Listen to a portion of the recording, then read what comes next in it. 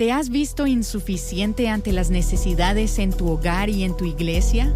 Cuando vemos las necesidades de la iglesia, cuando vemos las necesidades de nuestro mundo en la actualidad, o cuando ves las necesidades de tu hogar, necesitamos dejar de mirar hacia adentro y dejar de mirar hacia afuera buscando soluciones y comenzar a mirar hacia arriba. Estás escuchando Aviva Nuestros Corazones con Nancy DeMoss Wolgemuth en la voz de Patricia de Saladín.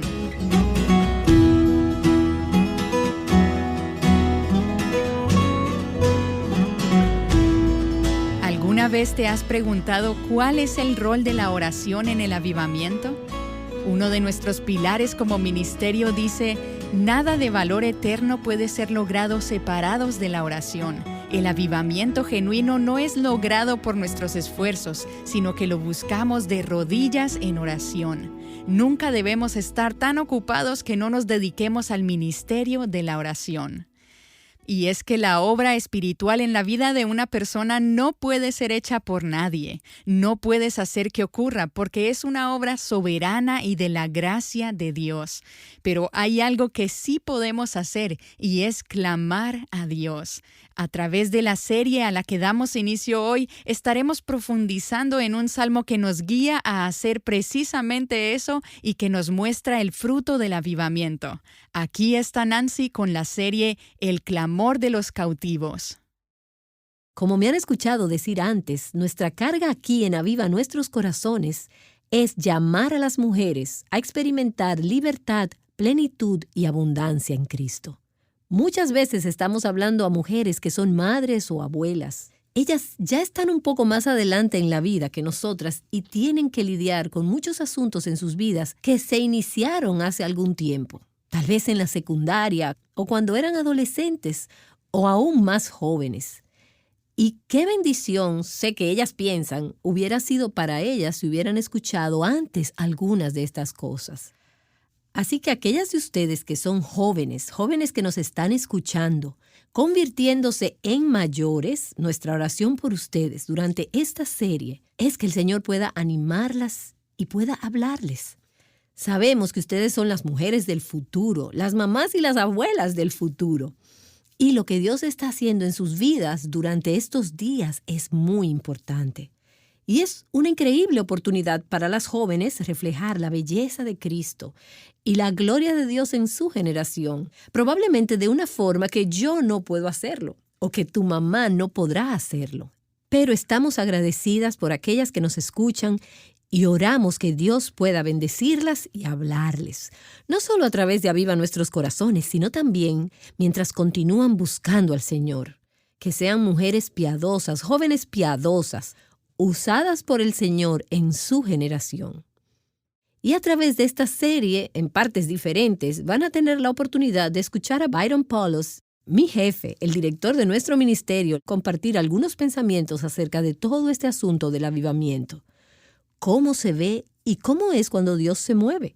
En diferentes puntos en esta serie, Byron estará compartiendo con nosotras algunas de las cosas que él ha visto a Dios hacer en un avivamiento.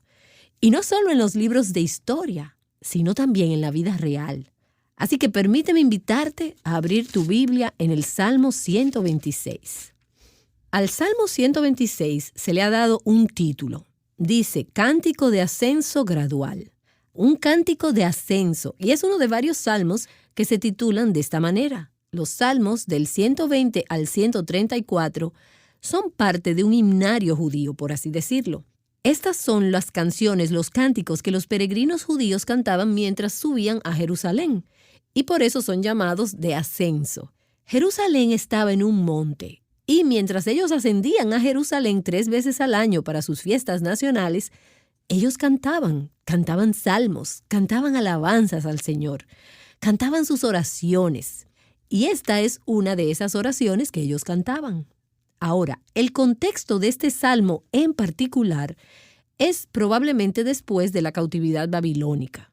Probablemente no fue escrito por David. Fue escrito quizás por Esdras mientras él regresaba con el pueblo de Babilonia. En realidad no sabemos quién lo escribió.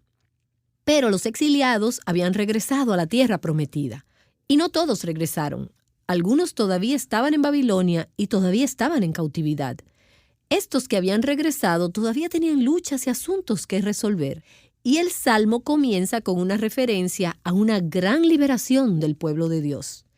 Creemos que esa referencia es probablemente de las personas que regresaron de la cautividad a la tierra prometida. Ellos habían sido liberados de la cautividad babilónica y habían sido traídos a la tierra prometida. Ahora, como una forma de introducir este pasaje, permíteme leer todo el Salmo. Es un salmo corto y les voy a dar el bosquejo general y luego vamos a comenzar a desmenuzarlo por partes en los próximos días y veremos qué nos dice a nosotras. Los primeros 3 versículos están en tiempo pasado. En los primeros 3 versículos vemos al pueblo de Dios recordando. Y en la medida en que ellos recuerdan, dan alabanzas por el pasado. Permítame leerles los primeros versículos del 1 al 3. Cuando el Señor hizo volver a los cautivos de Sión, éramos como los que sueñan. Entonces nuestra boca se llenó de risa y nuestra lengua de gritos de alegría. Entonces dijeron entre las naciones, grandes cosas ha hecho el Señor con ellos. Grandes cosas ha hecho el Señor con nosotros. Estamos alegres. ¿Puedes ver el tiempo pasado? Algo ha ocurrido. Y probablemente es el retorno de la cautividad de Babilonia. El Señor en el pasado ha hecho algo por nosotros y le alabamos por eso. Así que el pueblo de Dios está recordando y alaba a Dios por lo que ha ocurrido en el pasado. Ahora, en el versículo 4, ya no es el pueblo de Dios recordando, sino el pueblo de Dios pidiendo. Esta es su petición. Ellos están haciendo una petición. Es un ruego para el presente. No es un agradecimiento por el pasado, sino un ruego por el presente. Versículo 4.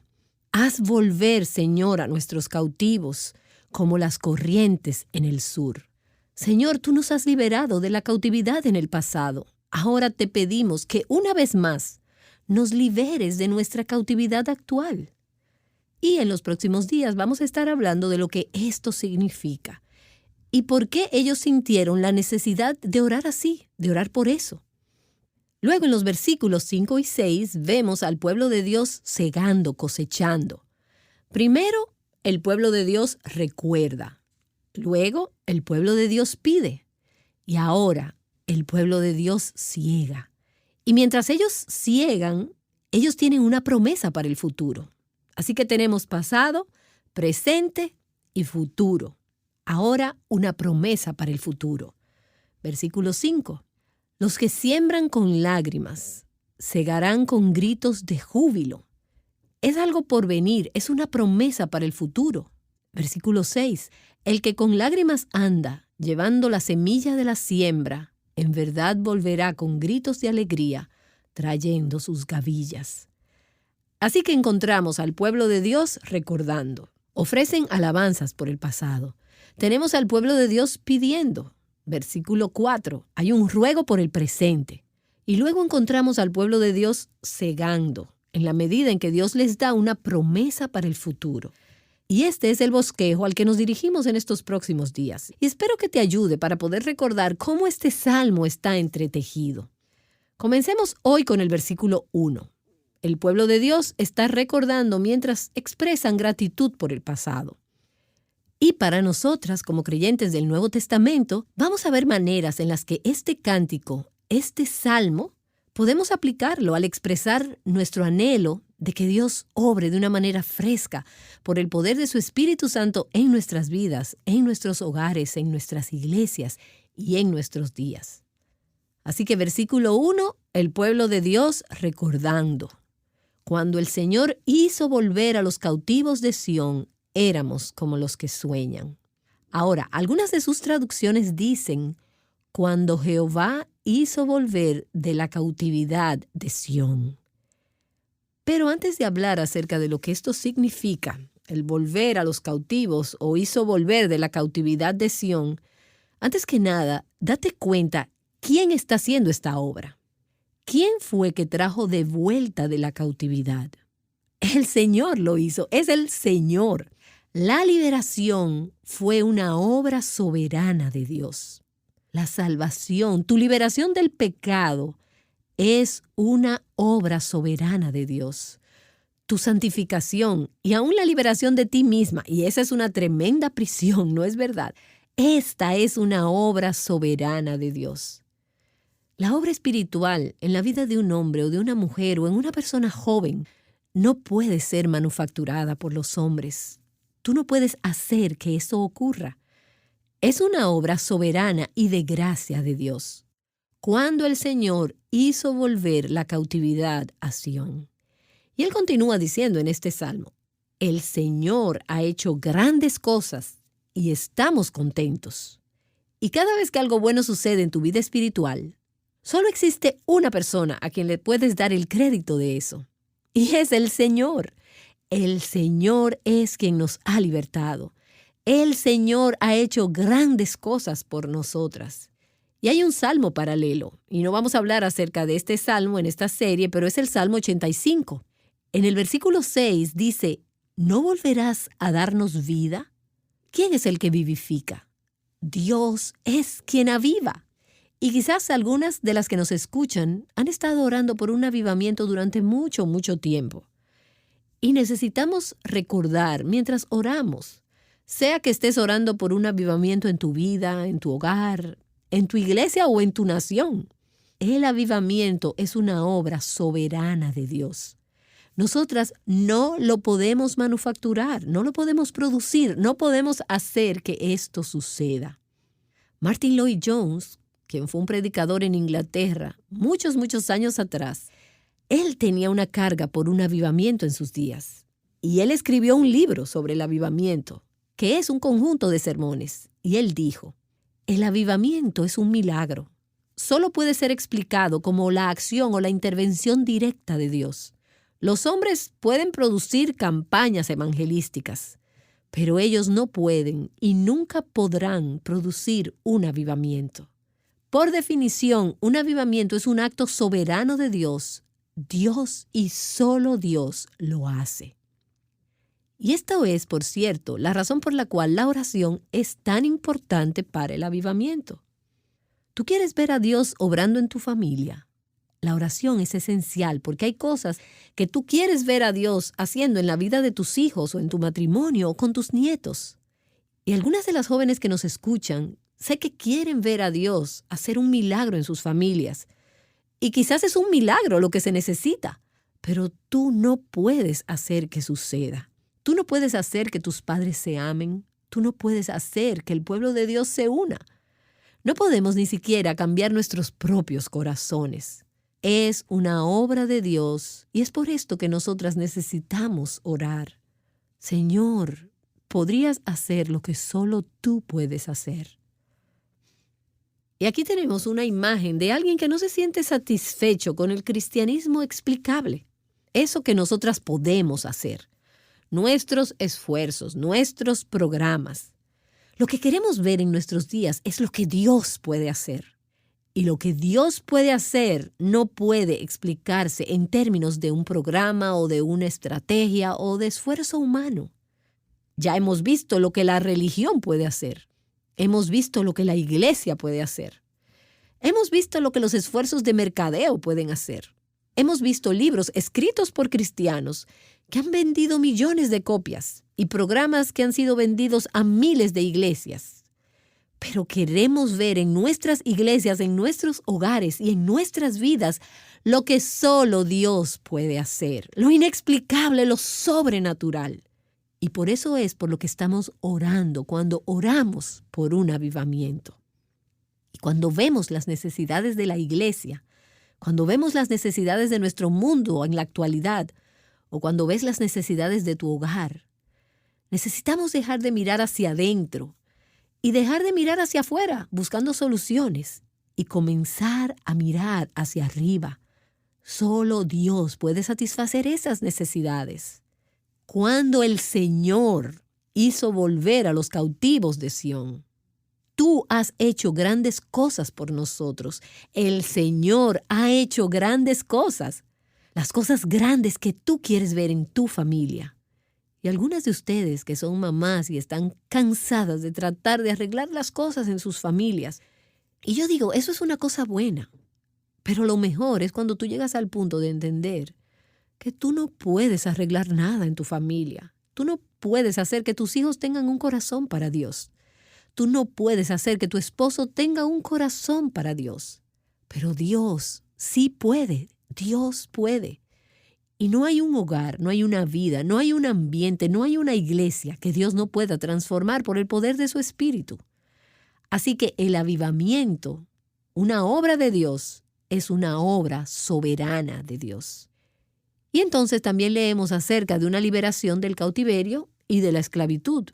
Porque dice, cuando el Señor volvió o trajo la cautividad de Sión. Y lo que él está diciendo es, éramos prisioneros y estábamos cautivos. Ellos estuvieron cautivos en Babilonia por 70 años. Y antes de eso, ellos habían estado cautivos en Egipto por 400 años, esclavos en Egipto. Fue el Señor quien nos volvió o nos trajo de nuestra cautividad. Dios nos hizo libres. Y el salmista está alabando a Dios por su liberación de la cautividad. Y cuando leo este versículo, pienso en las palabras de Charles Wesley. Él rompe el poder y cancela el pecado. Él libera al prisionero. Y esa es la obra que Dios está haciendo, liberando prisioneros. Y tú puedes ver ese tema correr por toda la Escritura. Pienso en Isaías capítulo 61, que dice, el Señor me ha enviado a proclamar libertad a los cautivos y dar libertad a los prisioneros. Y quizás me hayas escuchado compartir antes en Aviva Nuestros Corazones, pero me encanta la imagen que encontramos en Juan capítulo 11, cuando relata la resurrección de Lázaro. Cuando Jesús llegó a esa tumba donde Lázaro estaba después de haber muerto, ¿cuál era la condición de Lázaro cuando Jesús llegó allí? Él estaba muerto. Durante 4 días por 4 días, y como dice la Biblia, ya hiede. Quiero decir, estaba muerto. Y esta es una imagen, una figura de las personas perdidas. Las personas perdidas están muertas. Las personas que están perdidas, por cierto, no pueden ser avivadas. Avivamiento significa volver a la vida. Las personas perdidas necesitan vivir. Ellas no tienen vida. Y Lázaro es un retrato de esa condición. Él está muerto. Pero luego, cuando Jesús habló la palabra y dijo, Lázaro, ven fuera, Lázaro salió en obediencia a la palabra de Cristo. Pero, ¿cuál era su condición cuando él salió de esa tumba? Bueno, él estaba vivo, pero estaba atado, con esa mortaja con sustancias pegajosas para mantenerla unida entre capas como una momia. Es decir, él no podía moverse bien, como si todavía estuviese muerto en términos prácticos. Él estaba vivo, pero estaba atado. Y creo que esa es una imagen del cristiano promedio que conozco hoy en día. Vivos, pero atados. Casi no respiran. Es decir, pudiéramos decir que están prácticamente muertos. Y algunas veces, verdaderamente, no puedes notar la diferencia. Solo Dios sabe si en realidad están vivos. La intención de Dios es que tú no vivas esa vida de esclavitud siendo una hija de Dios.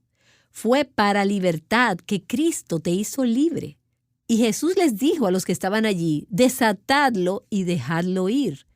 Y esta es una imagen de lo que Dios hace en el avivamiento. Él libera al cautivo. Y recuerdo haber hecho una conferencia de Aviva Nuestros Corazones hace algunos años. Y yo estaba saliendo al final de la conferencia y una mujer vino corriendo hacia mí al vestíbulo y me dijo, soy libre, soy libre.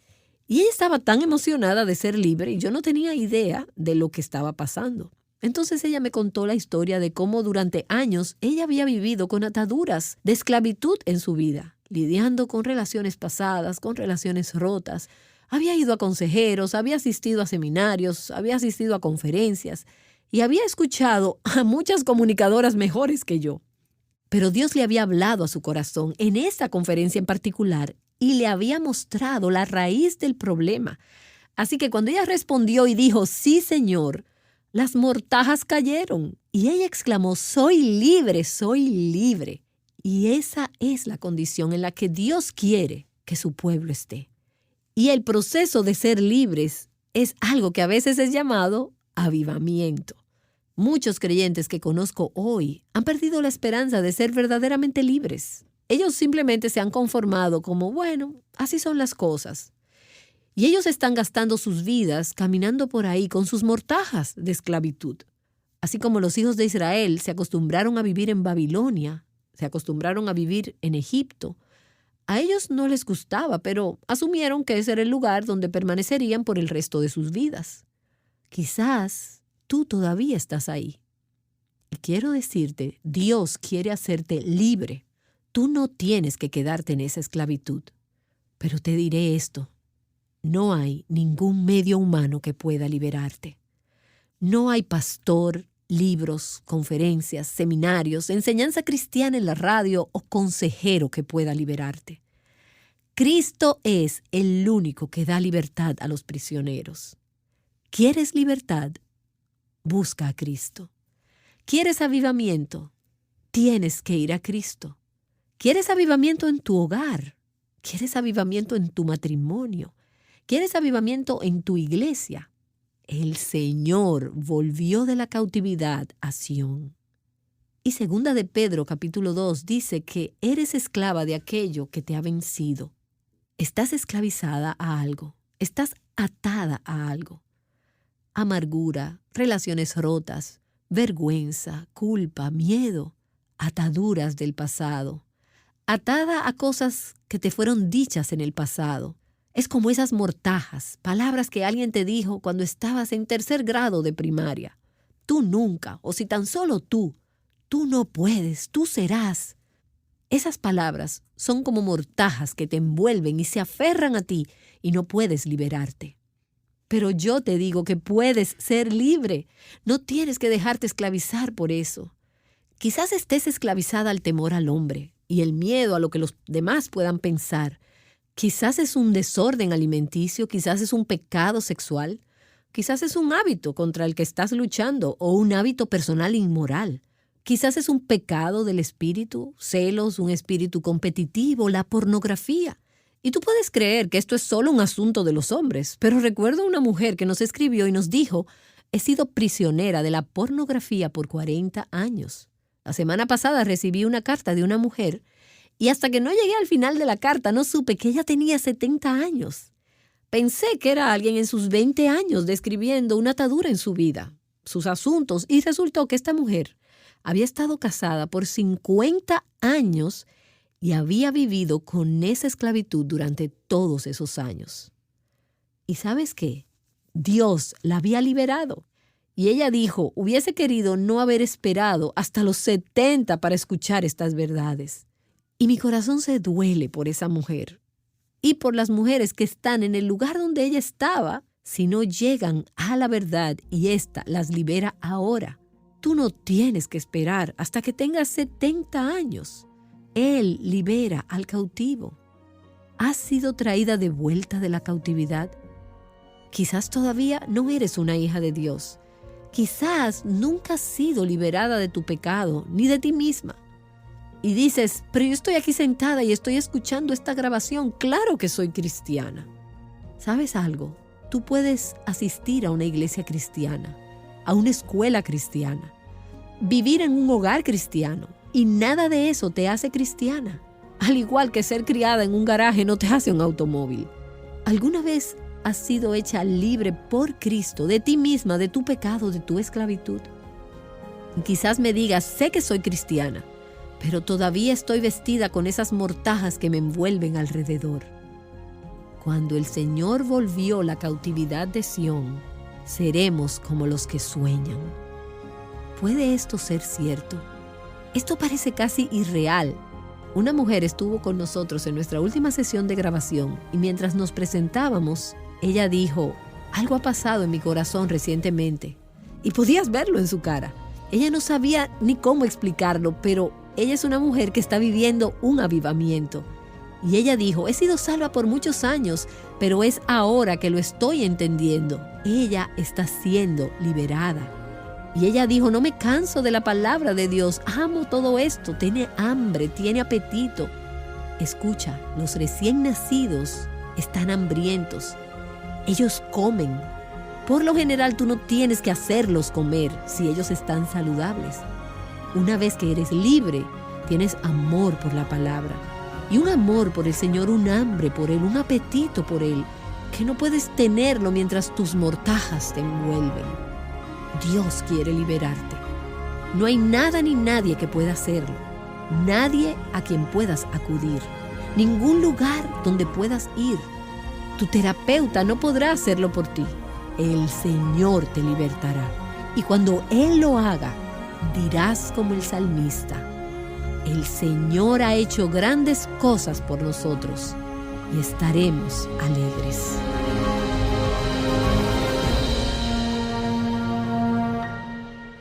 ¿Y tú? ¿Cómo está tu amor por el Señor?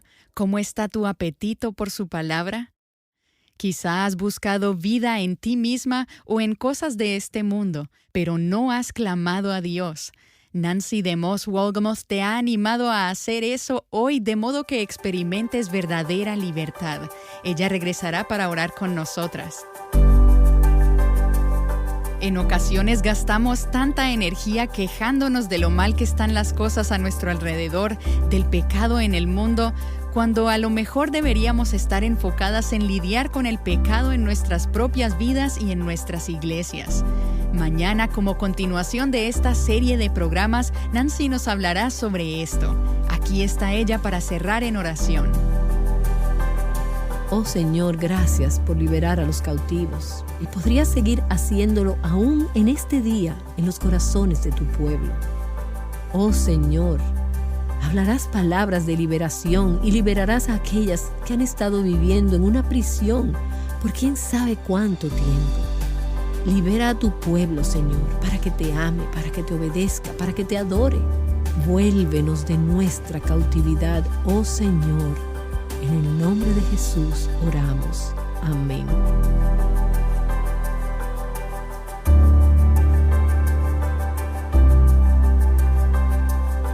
Clamando a Dios juntas, Aviva Nuestros Corazones es un ministerio de alcance de Revive Our Hearts. La lectura bíblica para hoy en el reto Mujer Verdadera 365 es Salmos 79 al 85.